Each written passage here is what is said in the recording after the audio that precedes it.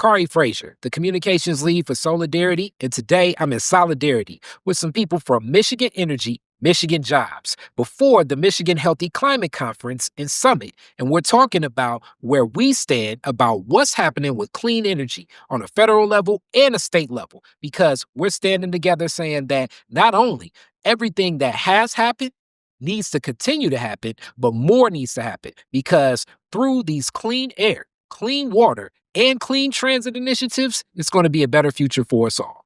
All right, everyone. Good morning. My name is Dana White with Byram and Fisk Advocacy Communications, and I will be the moderator for today's press conference. Thank you all for joining us. This press conference is being recorded and it will be available later this afternoon, and we will take any questions from the media at the end of our speakers' remarks. Thank you for joining us today on Earth Day and a few short hours before the Michigan Healthy Climate Conference here in downtown Detroit. I'll introduce our speakers. First, we have Bentley Johnson, the Federal Government Affairs Director for the Michigan League of Conservation Voters; Mary Jacqueline Mulley, a Detroit registered nurse, founder of Climate Justice Nurse, and board member of Michigan Clinicians for Climate Action; Megan Owens, Executive Director of Transportation Riders United; Kari Frazier, Communication Lead for Solidarity; and Mike Berkowitz, Michigan Policy Director for Elevate. And with that, I will turn it over to Bentley.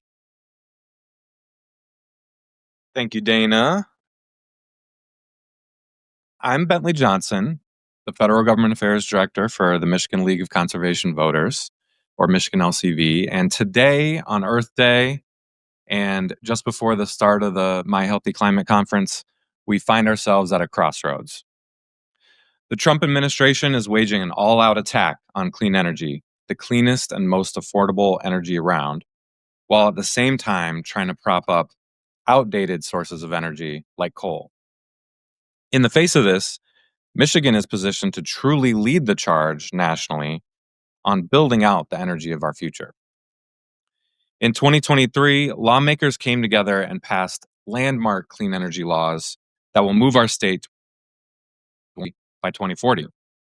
They were designed to help buck Michigan's trend of high energy costs and poor reliability by investing in more efficient, affordable, and reliable energy sources so we can lower energy bills for Michiganders. Michigan's pathway to a clean energy future is being attacked by the Trump administration, which wants to bring back inefficient and expensive coal-fired power plants and give polluters free rein to poison our communities. Trump's energy plan will raise costs for Michiganders, full stop, which is why lawmakers in Congress, all the way down to the state and local level, should be doing everything in their power to fight back, stand strong, and defend the progress we've made. During his first term, Donald Trump rolled back over 100 environmental rules, including limits on power plant emissions and clean water protections. In his second term, Trump is renewing those attacks on the Environmental Protection Agency, on clean air and water standards, on health standards, and funding for clean energy projects. And now he's issued executive orders that attempt to undermine Michigan's ability and every state's ability to make our own energy decisions and invest in cleaner, cheaper energy sources like wind and solar. The order is an escalation of the Trump administration's attempts to force the United States to use outdated coal-fired power plants for energy generation and try to slow the incredible momentum of clean energy. When President Biden signed into law the Inflation Reduction Act, it signaled the most ambitious federal policy in history to move us to more clean, more affordable, renewable energy. What you might not realize is the majority of investments from this law went to Republican districts across the country, areas that desperately need the investments in job creation. The fact remains there's no such thing as Democratic or Republican jobs. These are good paying jobs that don't require a college degree and that you can build a career on and sustain a family on. The Trump administration is actively trying to roll back this progress, but the power to chart a different course lies in the hands of our elected officials, especially our members of Congress. Michigan is at the forefront of a balanced energy future that uses more affordable, clean energy sources like wind and solar to lower our energy costs, create good paying jobs, and protect our air and water. Here in Michigan, we know what's best for our state, which is why we bolstered our clean energy sector and are investing in technologies that lower energy bills and lead to the eventual transition to a cleaner, cheaper energy future for all. Trump's allies in the Michigan State House have already started proposing legislation and moving that legislation to erode our state level clean energy laws. They are also holding on to clean energy funding from the federal government, funding that Michigan worked hard to secure, and our clean energy laws actually made us more competitive in going out and winning that funding. Michiganders support clean, affordable energy. These attempts to roll back landmark state clean energy laws are nothing more than an attempt to protect the status quo of high costs, poor reliability, and profits from utility companies that get to build big, expensive power plants. So, state leaders, local governments, and everyday citizens must stay engaged to defend these laws from interference. Protecting this legislation is not just about energy, it's about health, jobs, fairness, and Michigan's future. And we urge and demand that Michigan leaders step up to meet the moment. I'll turn things over to Mary Jacqueline.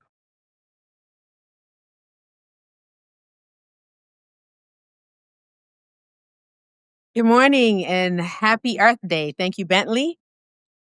I am Mary Jacqueline Mooley, a registered nurse, the founder of the Climate Justice Nurse, and most recently, a board member of Michigan Clinicians for Climate Action. I stand before you today as part of a chorus of organizations and individuals urging our legislature and Governor Gretchen Whitmer to reject attacks on our clean energy legislation. Let me be clear. Rolling back these laws is a severe disservice to the residents of Michigan. It's a disservice to individuals with asthma, including our children, whose attacks are triggered by the pollution in our air from burning dirty coal, petroleum, and natural gas. It's also a disservice to those battling heart and lung diseases who must manage their illnesses while relying on an electricity supply that is often less reliable than that of our neighbors here in other states in the Midwest. Consider every Michigander who has struggled to pay their electric bill and has faced the nightmare of losing all their food and medicine when a power outage strikes. This is a reality too many people confront, and it's one that we can easily change. Patients are presenting sicker and younger. And a fundamental theory that comes to my mind is this: you cannot place a healthy body in an unhealthy environment and expect it to thrive. Therefore, assessing our patients' environmental determinants of health is essential to delivering the care we pledge to provide. On the other hand, healthcare is responsible for 8 to 10% of greenhouse gas emissions. The Michigan Clinicians for Climate Action's Climate Smart Healthcare is an effort to reduce emissions, increase resilience of hospitals and clinics, and onto healthcare-related activities. For instance, the anesthetics that we typically use have gases that increase the greenhouse gases. By incorporating solutions such as solar power and battery storage for these patients, we can ensure safety and promote equity in the care that we provide. Climate change is harming Michigan residents. That's a fact, and will continue to do so until we take meaningful action. We must recognize that children of color and those living in low-income neighborhoods are already much more exposed to health disparities due to directly related to pollution. The Flint water crisis has shown us what happens when we lack health protections. We cannot allow history to repeat itself. Our clean energy laws are essential for creating cleaner air to breathe and safer water to drink. They're helping to reduce dangerous diseases like asthma and lung conditions, and they protect the Great Lakes that we depend on for our economy, drinking water, and quality of life. Clean energy laws are already improving health in Michigan, providing meaningful employment and saving lives in our communities. It is crucial for us to stand firm and protect these policies that make a tangible difference. As a practicing critical care nurse and the climate justice nurse, I understand that nurses are the most trusted professionals globally, and we have a responsibility to bring to light the harms that we see in our patients caused by the shifting climate and environmental deterioration. As I conclude, I urge you all to join me, as well as organizations like the Michigan Clinicians for Climate Action, in advocating for health for our communities and protection for our clean energy laws. Together, we can ensure a brighter, healthier future for all Michiganders. Thank you. Now, I will turn things to Megan. Thank you so much. I'm Megan Owens, the Executive Director of Transportation Riders United. And this Earth Day, I am so proud to be standing with my colleagues in support of the essential laws that protect the health of Michiganders and the air and waters of our beautiful state. In addition to clean energy, the My Healthy Climate Plan also spotlights the importance of clean mobility because transportation is the other greatest source of climate and air pollution. So, in addition to fighting to defend clean energy laws, Michigan leaders also need to fight for a transportation system uh, uh, that is clean, accessible, and affordable to all Michiganders. While state leaders are working on legislation to fund roads, what the Michigan House has passed so far falls far short of what Michigan communities and businesses need. A narrow focus just on roads really misses the mark. We must move beyond a pavement-only mindset and embrace 21st century transportation solutions that enable clean, affordable mobility for all Michiganders. Because Michiganders deserve choices. We want to make sure we have buses and trains, safe and convenient ways, options to walk and bike, senior mobility services, and so much more.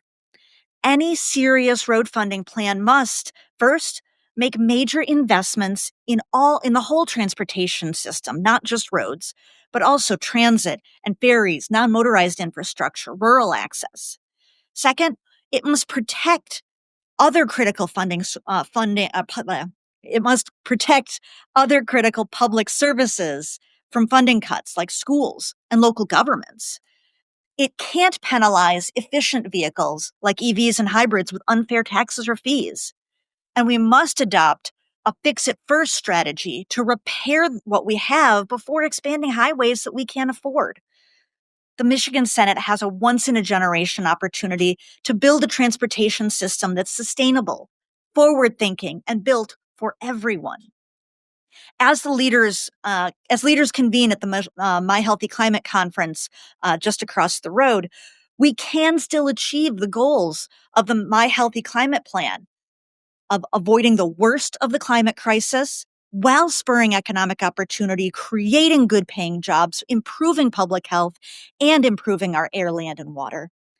To do so, we look to Michigan's leaders at the state and federal levels to both defend clean energy laws and invest in clean mobility for our future. With that, I will turn it over to Kari. Thank you. My name is Kari Frazier, and I'm the communications lead for Solidarity. Clean energy is a matter of environmental justice. The horrors of pollution from coal plants, highways, and other fossil fuel infrastructure tragically aligns my Black community with brown communities and other communities of color, and also the communities where people experience poverty across Michigan. Communities like mine experience higher rates of asthma, heart disease, and other health impacts linked to dirty energy. Replacing fossil fuels with wind, solar, and other clean sources cuts air and water pollution at the source. Transitioning to clean energy can dramatically improve public health in frontline neighborhoods that have long been overexposed and underserved. Clean energy jobs and infrastructure must be directed towards the communities that need this the most, especially those historically excluded from opportunity, like a Detroit and Highland Park, where solidarity exists. Programs that prioritize energy efficiency, community solar, and affordable transit can lower energy bills and transportation costs for working families. Access to clean air, safe water, and affordable power is not a luxury. This is a basic right. Protecting clean energy policies ensures we're building a healthier, more just future for all Michiganders, regardless of zip code and income level. We have the responsibility to leave a better world for future generations, and that's possible by increasing our use of clean energy through solar and wind. With that, I pass the mic.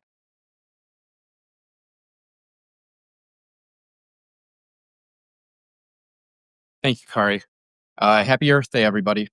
My name is Mike Berkowitz. I'm Elevate's Michigan Director of Policy, and I'm here today because Michigan's clean energy laws are making a real difference, not just for our environment, but for everyday lives of people all across the state. These laws are reining in rising energy costs for families, holding monopoly utility companies accountable, and generating clean, homegrown Michigan energy that is affordable, safe, and reliable for all Michiganders. According to a 2024 report, these energy laws are projected to lower household energy bills by an average of almost $300 per year by 2030 and $700 per year by 2040. That's real money back in the pockets of working families. Money that can help pay for groceries, rent, medicine, or savings for our children's future. We often hear that clean energy is expensive, but that is simply not true anymore. A single acre of solar panels can power 80 American homes. Just a single rotation of a wind turbine can power a home for 2 full days. Today, electricity from wind and solar is already cheaper than electricity from gas or coal. And those cost advantages are only going to grow as technology advances and fossil fuel prices remain volatile. But that future is now under threat. Members of the Michigan House of Representatives are trying to dismantle our clean energy laws piece by piece, which would affect families and communities all across the state. They have already introduced 2 bills to redefine natural gas generators in the Upper Peninsula as clean energy. Let me make this clear. Burning fossil fuels is not clean energy. I'll say it again. Let me make this clear. Burning fossil fuels, that is not clean energy. And next, they're attempting to overturn renewable energy siting laws, directly impacting property owners, farmers, and Michigan ratepayers. Farmers should have the right to do what they want with their land. Excessive red tape used to allow local bureaucrats to strip farmers of their ability to earn a second income by leasing out their land for clean energy. But Michigan's new laws streamline that permitting process to prevent local governments from trampling on individual property rights. These are hardworking men and women who should be able to decide how to use their land the way they want. Undoing these laws would be a mistake. We cannot afford to move backward. Rolling back these laws means higher bills, more pollution, and continued dependence on outdated, expensive fossil fuels. In addition to our state laws, I want to circle back to the federal situation brought up earlier by Bentley Johnson at the Michigan League of Conservation Voters. Elevate has various projects all across Michigan that are dramatically benefiting from federal policies like the Inflation Reduction Act and the Bipartisan Infrastructure Law. Our projects repair housing and community buildings. We reduce energy costs. We help keep the power on with solar and battery storage when utilities experience outages, which are getting more and more frequent every day in the state of Michigan. And we create jobs in the hardest hit communities all across the state, like Flint, Benton Harbor, Muskegon, the Upper Peninsula, and right here in Detroit.